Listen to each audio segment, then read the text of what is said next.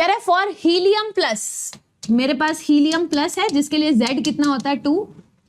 कह रहा है a transition takes place from the orbit of radius 105.8 picometre.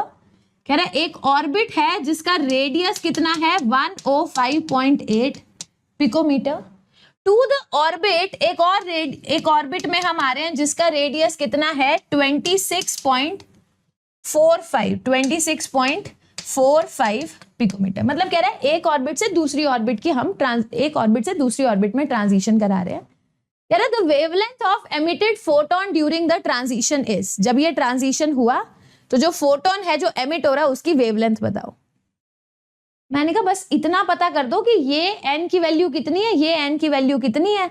तो जब मुझे n की वैल्यू पता चल जाएगी मैं लगा दूंगी nu bar is 1/λ is equal to RH into 1/n1 square minus 1/n2 square into Z square.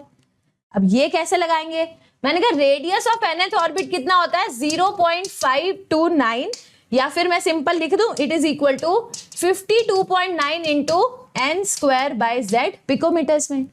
एक बार Rn की वैल्यू लिखो 105.8 is equal to 52.9 into n का स्क्वायर और Z की वैल्यू 2 है।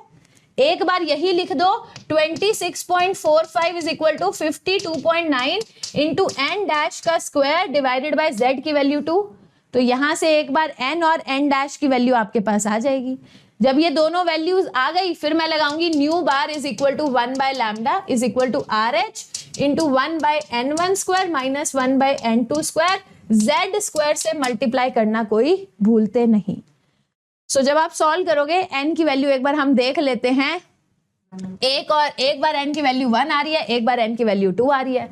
सो बस यही निकालना था 1/λ is equal to RH into 1/1 square minus 1/2 square into 2 का square. So once you solve the lambda की value was coming out to be 30।